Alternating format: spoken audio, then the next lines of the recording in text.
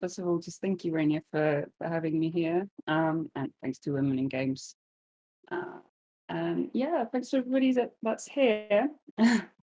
um, as Rainier's mentioned, I am a digital illustrator and graphic designer at DLC Studios.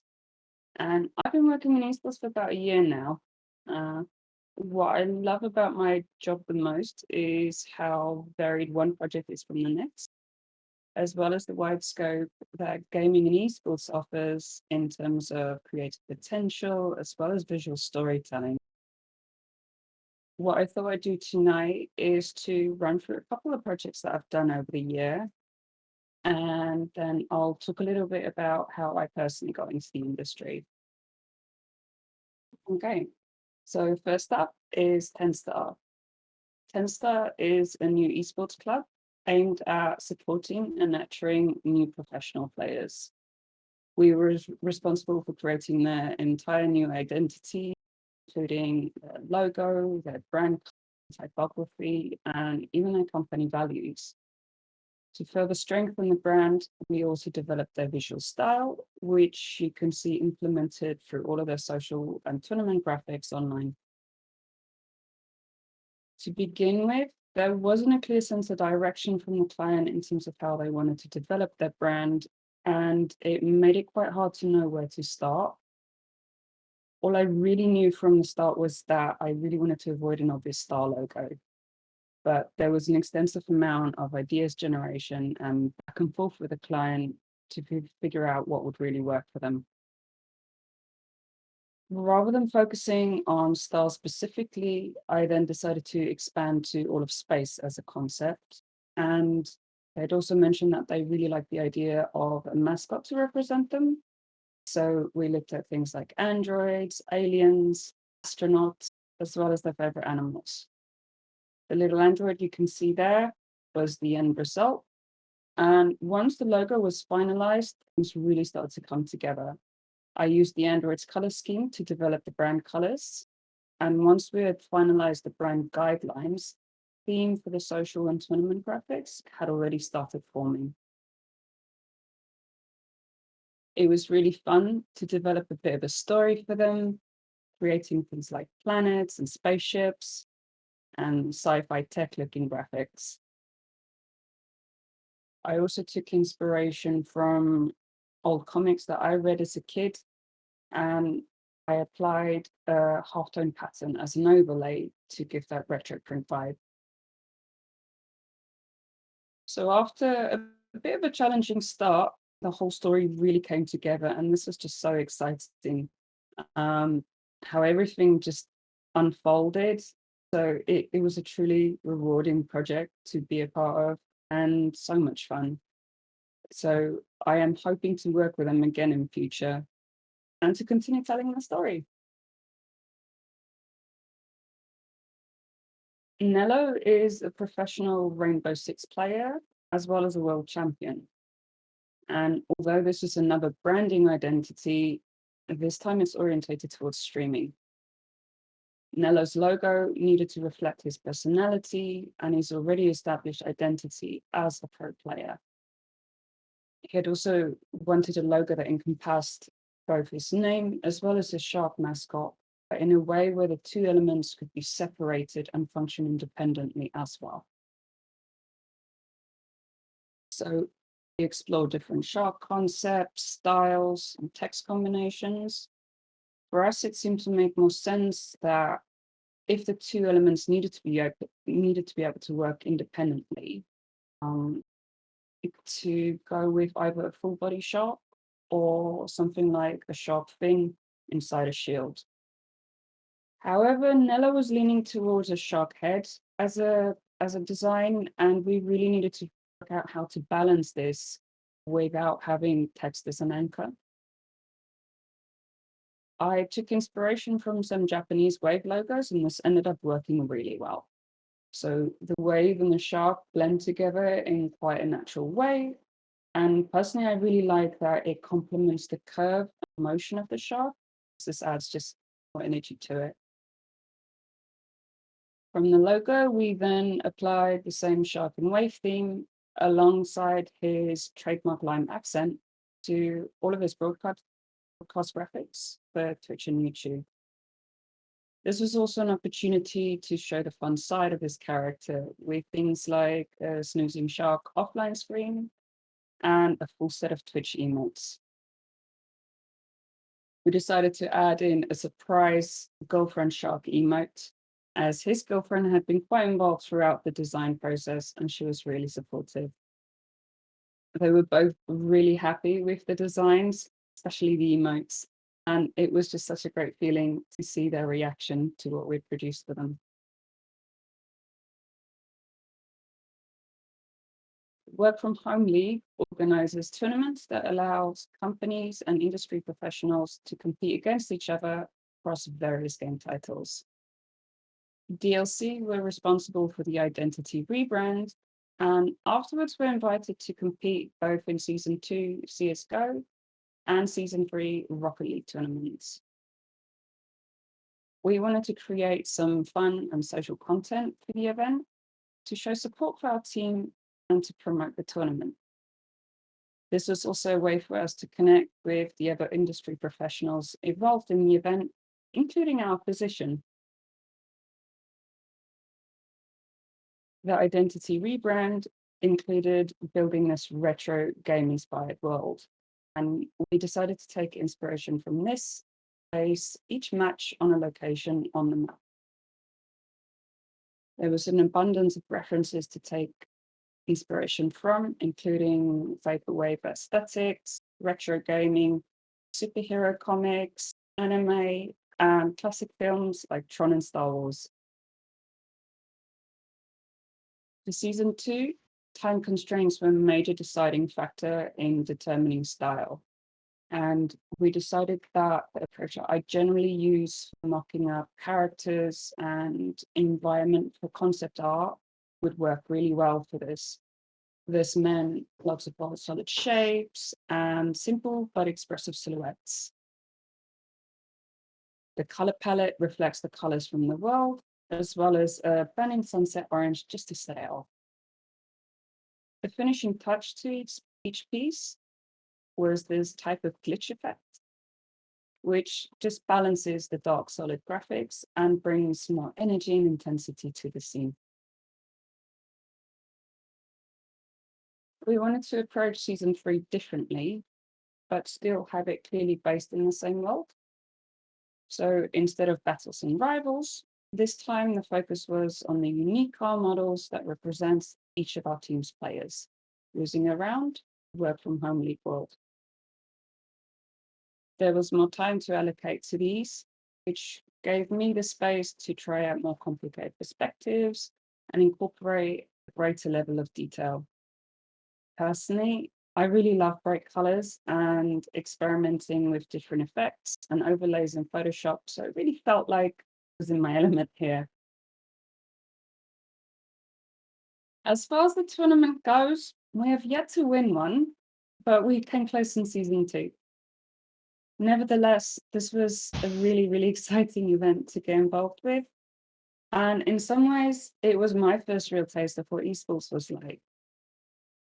I really loved the whole process, and it was just so exciting working collaboratively with my team to create something fun and original, using it as a means to promote and engage socially online, and then watching the matches together on Twitch and cheering for our team in the Discord in the evenings.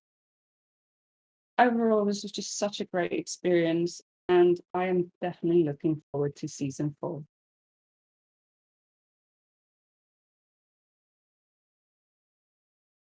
Okay, so a little bit about me. My background is not in games at all.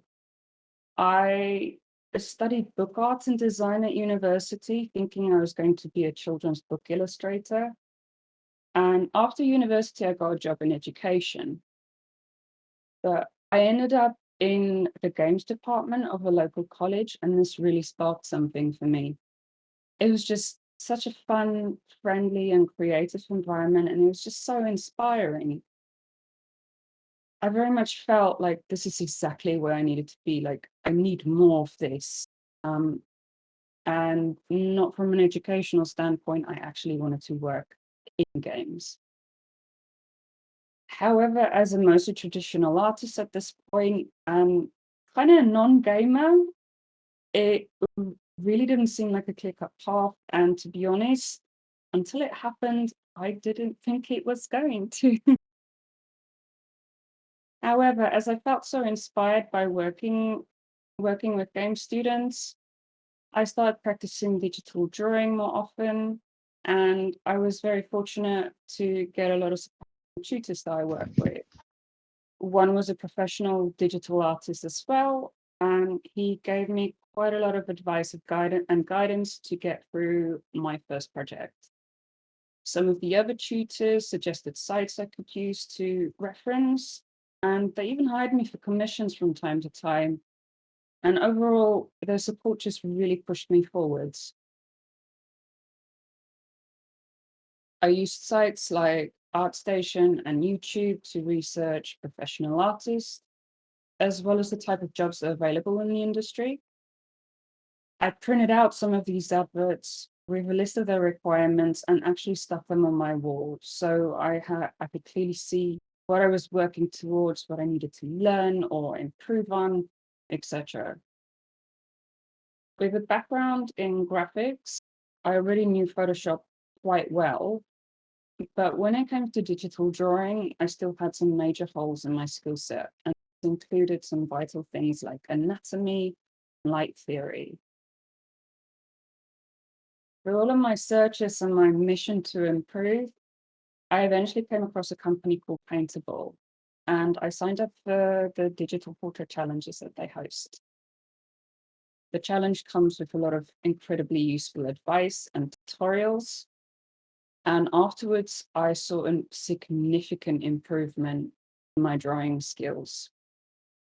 The challenge comes around every few months or so. And after I did it the second time, I also took the plunge and paid for and enrolled on their 6-week masterclass in illustration. The course not only covers practical skills as a digital artist, but really valuable and essential advice as to how to become a working professional. At this point, I made a full commitment, and I resigned from my job at the college so I could focus all of my energy on this. I finished the course with so much more confidence, and I started my new career as a full-time freelancing illustrator in February 2020, just in time for the first UK lockdown 1 month later. Yeah, it was quite an experience, um, but I was fortunate enough to still get some commissions, some more successful than others, and I learned quite a lot quite fast. Nonetheless, it was, in terms of paid work, it was kind of slow going, but I was never not busy. I kept on doing more competitions, doing studies, learning new subjects. For me, it was environmental design I really, really enjoy. And I kept on growing my portfolio.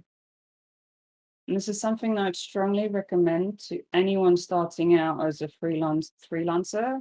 Don't wait until you get a paid commission to do a project. Ask yourself what type of work you want to be doing or what type of client you want to work with, and set yourself your own dream project. In the absence of paid work, this is the perfect project to add to your portfolio.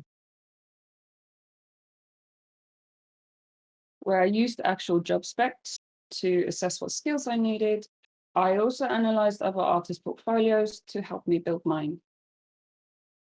And although my portfolio at the moment is not quite up to date anymore, I still do this. I will look at other artists, their portfolios on Behance or ArtStation. I will look at the body of work they have, how they present it, what they say about themselves, and how they describe their projects.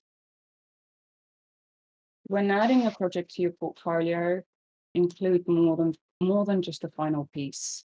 Show your process, some experiments, talk about your ideas or your decisions and any challenges that you faced. Furthermore, really importantly, include mock-ups. Not only does this demonstrate the practical application of your work to potential clients, but it also shows that you understand and consider this when designing.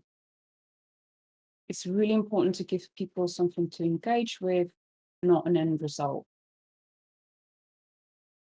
The same goes for social media.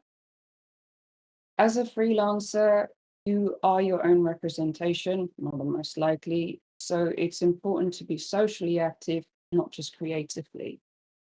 However, if you're only ever posting finished work, this can be quite challenging to maintain.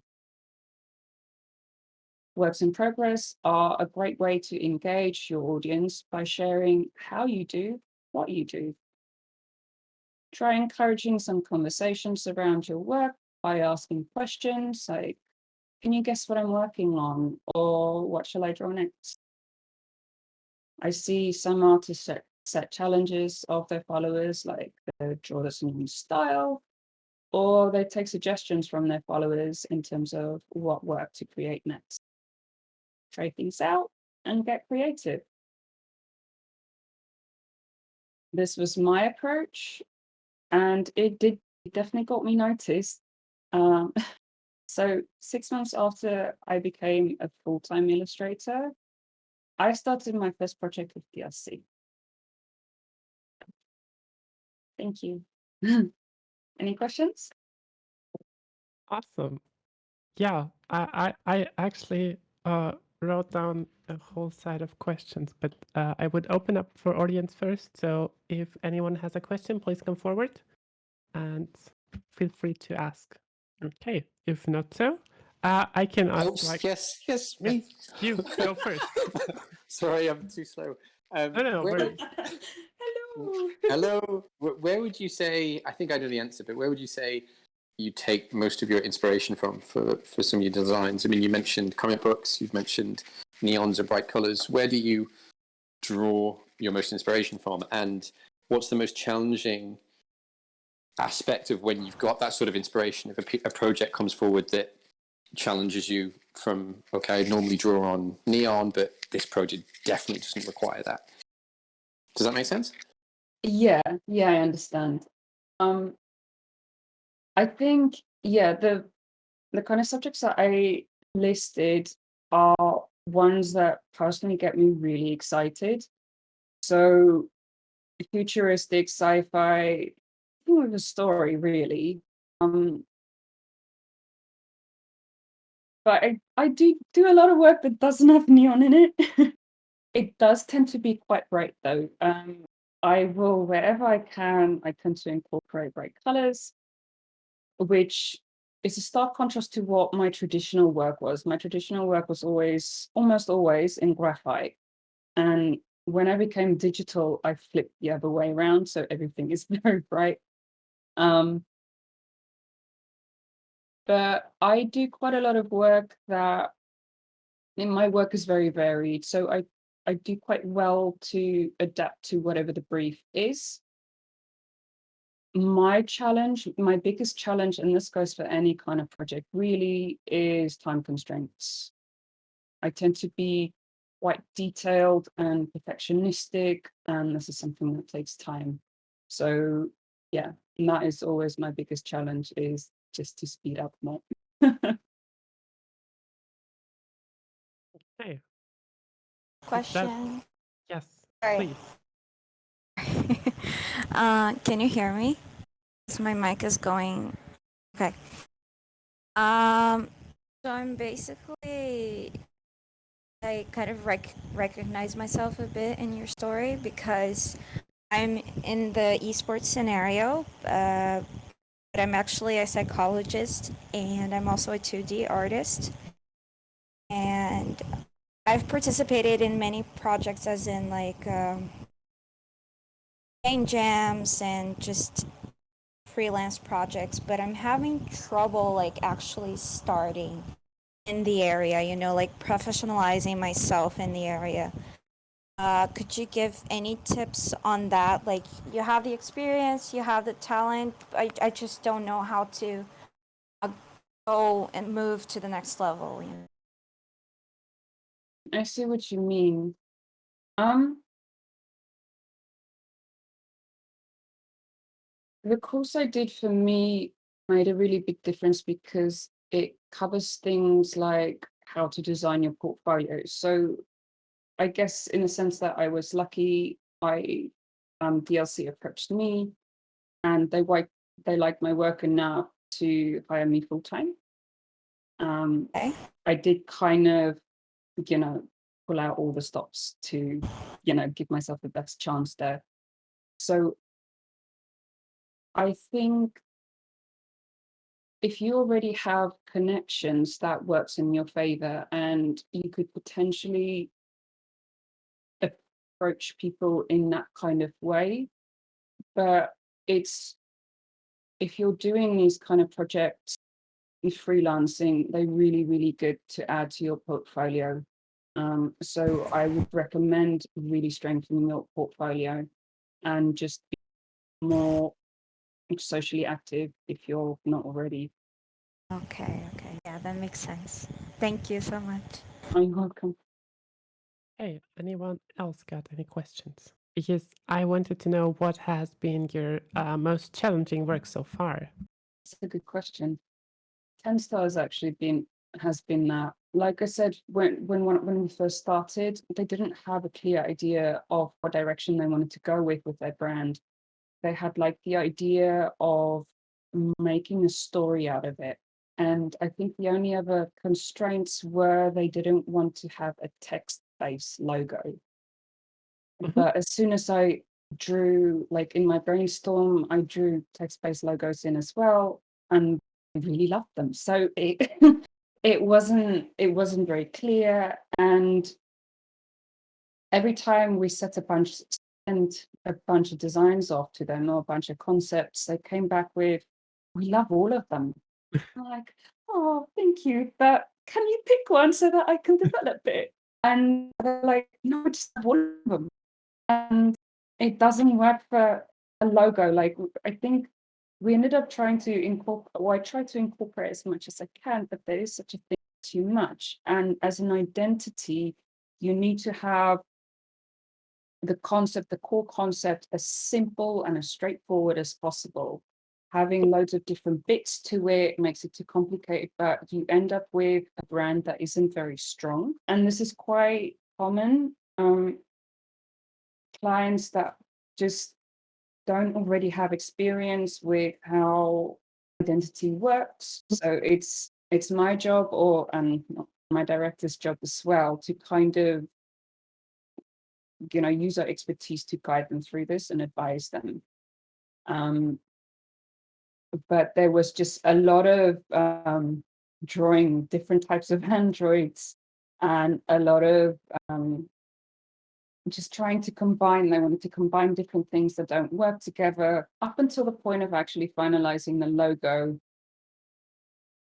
It was just a lot of question marks, and it slows down my momentum, which means after a while you start to feel a bit like, you kind of lose motivation a little. So yeah, and it's also why I said like that was just such a rewarding and fun and exciting project to work on, because the moment that we finalized the logo, everything just clicked.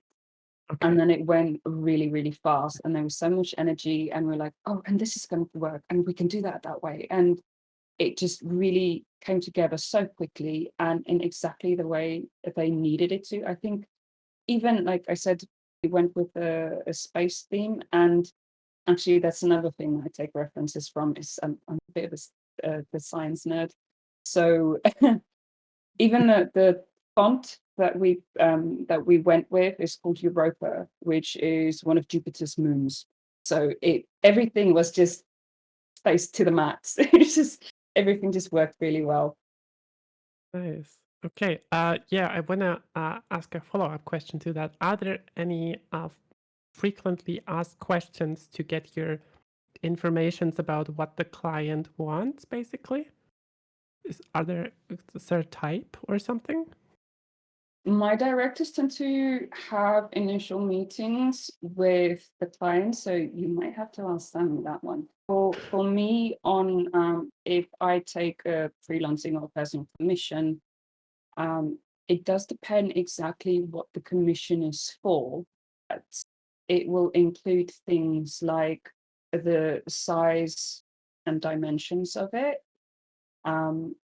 Deadlines are a major deciding factor. I need to know any and all time constraints so that I can plan properly. And if it's short notice, it means dedicating a more more intense amount of time to it, which would like push up the price. I also ask for references and direction and concept. I want to know everything about like what they want to do with it, what it's for, if there's a story to it, where's it come from? Why are they doing this? All sorts of things like that. For me personally, emotion really factors into my work. I'm very, very passionate and I'm very easily motivated. I can get excited about a project really, really easily. This really drives me and how I work. So I want to kind of connect with the person who I'm working with. I want to know their story. Hey, thank you. That's good to know because I've been teaming up with artists and have artists as friends and just wanted to get a general sense of how to do it. Yeah, does anyone else ask questions? Because if not, I would just keep going. Yeah, you mentioned that you had like lots of different styles. How do you tackle that? Because like I think that must be pretty difficult to just like design certain things and then just flip over and do the total opposite, kind of. Yeah, it can be. I find though that it actually that is kind of my style, if that makes sense. So even through school, college, and university, everyone seems to like have this very clear set style. Like they do everything in the exact same style. And a lot of really, really prominent artists and illustrators do the same thing as well. You could clearly see it's their work, it's that exact same style. So that works really well for strengthening your identity or your brand, as it were. And it also means that you get so much practice in just one thing that you get really, really good at it. However, for me, I never settled. I could never settle on one single style. I get bored too quickly, and there are just too many amazing things to try out. So I will naturally gravitate towards something different anyway. And it's actually been something that even through my course, they said you need to specialize so that you can get really good at one thing. But it just never worked for me. And it was something that I kind of had to, thought I was going to have to settle on. But when I started working at DLC, it turns out that this ability to flip my style and move from one to the next and try new things and learn relatively quickly works in my favor. It actually really does. So the one drawback is that I won't be as fast or as experienced or as skilled in whatever style that I'm doing. So it takes me a bit more time to kind of gear my head around towards it, maybe teach myself a couple of things, get more references and kind of get myself into that mindset. But it's in my job, the flexibility is an asset.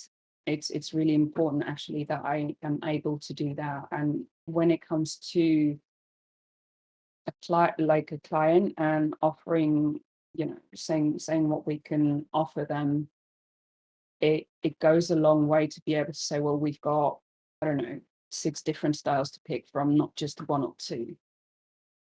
So yeah, it's just kind of something that I do naturally.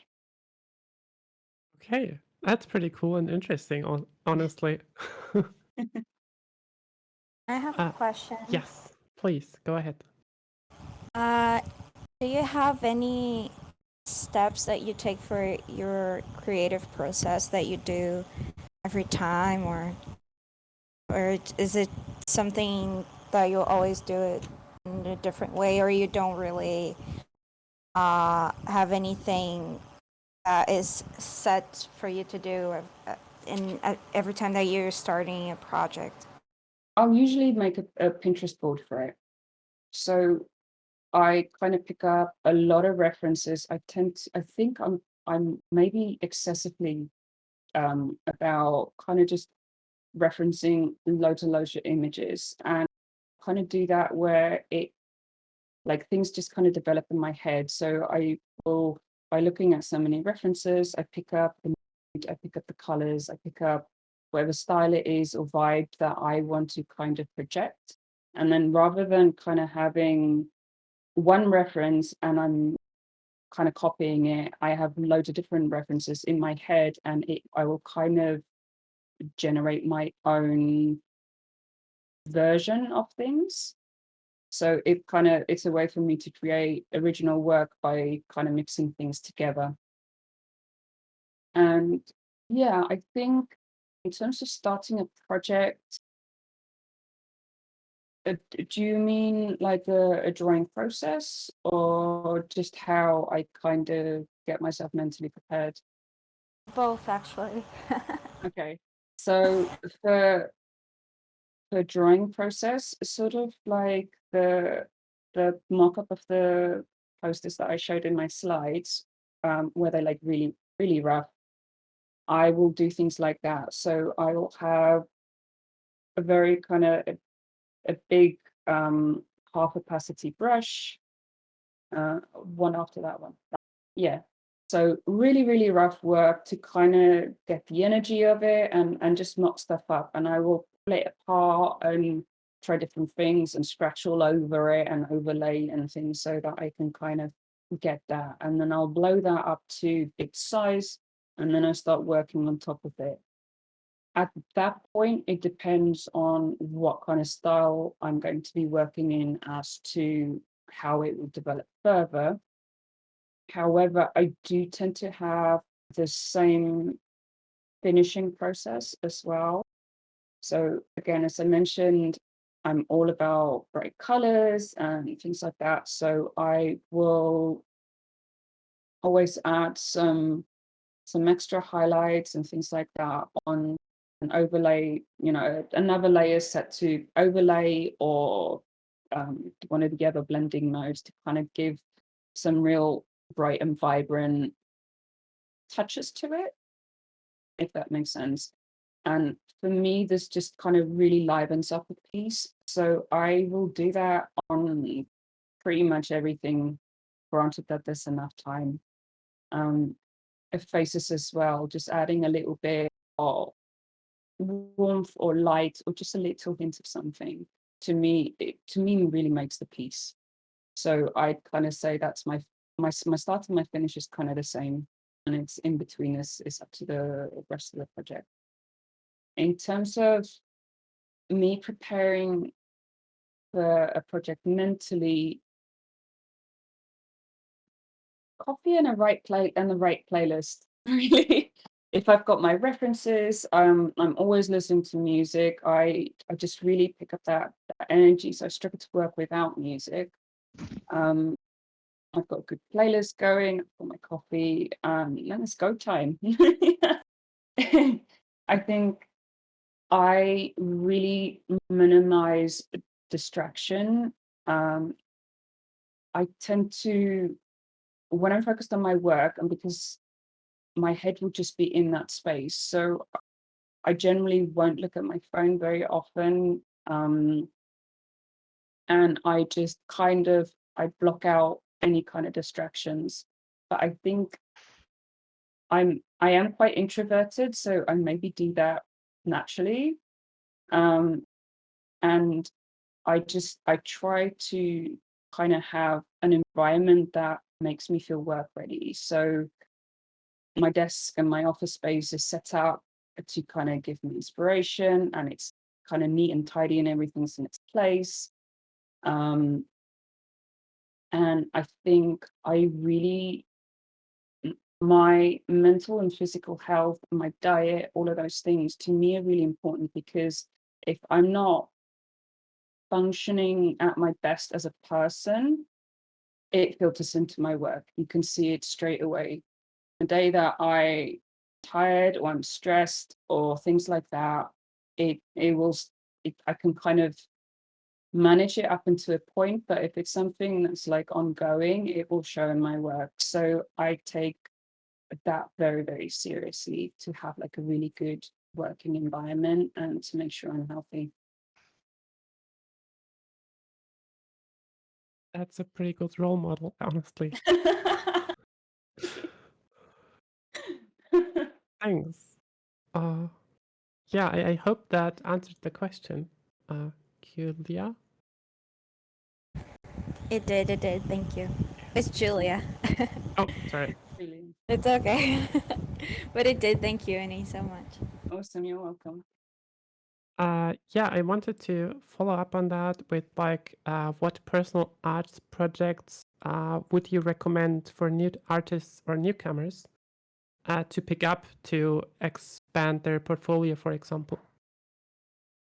Would depend on what they personally like or want to get into. I think identifying sort of certain strengths, or you ultimately want to have clients, you want to be doing the kind of work that you enjoy doing, right? So you kind of want to attract the clients that are going to give that work to you. So I think for me, there's sci-fi and things like, and animals as well will really kind of come out in my portfolio as just like, personally, that's who I am. In a more general sense, for esports, I would say that there's like important things to know and be kind of at least partially confident with. You don't have to be perfect in everything, and it's okay to kind of not know or struggle, work it out, and get better at it. Anatomy is really important, and it's important to the level of not, okay, if I take my time to really measure it out and I've got just the exact perfect reference photo, then I can pull it off. And that's not enough. You need to kind of be able to feel confident enough to go, I'm familiar enough with like proportions of both male and female, whatever else, animals, children, etc., to kind of eyeball it. It made a really big difference to me, to have that genuine confidence where I don't doubt my proportions. Besides anatomy, something that comes up in just about any project for me as an illustrator is perspective. So work from home league posters are a really, really good example of that. If perspective is important. So I would definitely put that one on the list. I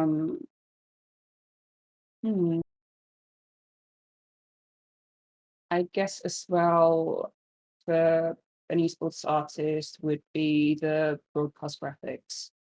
Having familiarity with that, the kind of overlays for Twitch, etc., things like that. That's a really, really good one to know. Okay, thank you. Okay, my last question from my side at least would be, do you have any tips for social media? Because that can be quite tricky, as I've noticed with like a lot of art friends around me. Yeah. Honestly, it was my least favorite thing to do. I think, again, because I'm introverted, and maybe because I kind of grew up without social media as a kid. I don't naturally gravitate towards it, although I like Instagram, but I'm not constantly on it or posting more things, or so I also struggled with this quite a lot. But I think it's a case of balancing out with regular posting, and the quality of what you post. It's okay to kind of rehash or repost or things like that, but up until a point, and I do sometimes see artists kind of do it too repetitively. I think personally for me, being genuine, it's quite hard. Social media does tend to pressure you to perform. And it's maybe, it's something that I started to feel myself, but I've seen it in other artists. So I even see other artists talking about it and saying like it's just kind of, it's changing my behavior because, I'm trying to push my social media. I would say being genuine, and it's really good to kind of generate a bit of conversation around anything that you post. It, it affects the algorithm and things like that. It does also take time. So I think whatever you do is a case of learning. I would say research how Instagram, Facebook, or whatever you're using, Twitter, how the algorithms work, the best time to post. You do kind of, if you really want to kind of make an impact that way, you do have to kind of be smart about it, or it's something that you can kind of pick up and learn as you go along. My knowledge is not amazing, and I did the same thing. So I just gradually started to learn more. When should I post, or maybe scheduling posts, or things like that. And also with asking questions or having people actually answer them or actually talk back to you, it depends on who your followers are, I think, but it's also something that can take time. So if you kind of keep asking, you'll find that people start actually responding to it as a question as opposed to just kind of seeing it as a title. Um, but I found I would kind of have more reaction on Facebook where people kind of had a personal connection to me, as opposed to my Instagram where I have a lot more followers, but a lot of them kind of don't know me as well. So I think, again, it's something that I would have continued to push is like my personality. Yeah. That's Thank you. also, I think my social media is just loads of bunnies. I've got a pet bunny, and she tends to be more popular than I am. But she's cute. Yeah, she's very cute. Okay, so I have a question.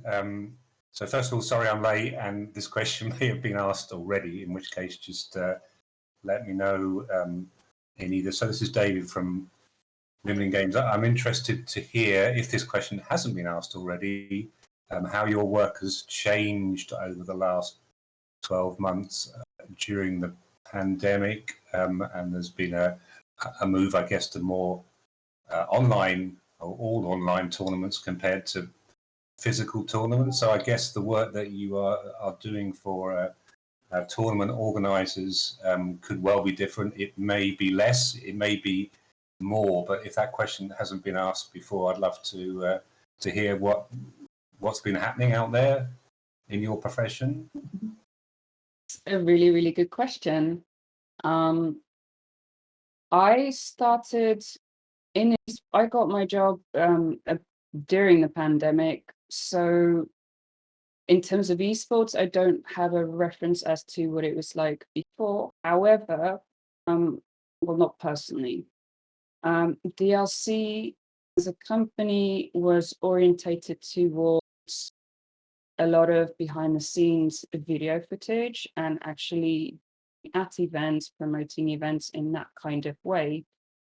So once lockdown kind of hit, and there were no more events, they changed towards more illustration, graphics, and it's expanded from just doing, I don't know, 1 or 2 different types of designs to kind of really applying it to everything where we can. So we started doing branding more thoroughly in the last maybe 6-7 months or so. It's something that keeps on expanding. So the kind of the options that we offer our clients keeps on expanding. So it's no longer so dependent on just promoting events. As for how my work has changed in the last year, I would say that I've just produced so much more work than I ever have. And honestly, in the last year, I've produced more work than I have in the past 5, easily. And the level of skill and comfort that I have with it just keeps on improving. And is that typical for, I guess, everyone who's good at their job can do more than someone who's just a beginner and learning their trade? Is there still opportunities for growth in terms of your agency as far as the team is concerned, or is it best?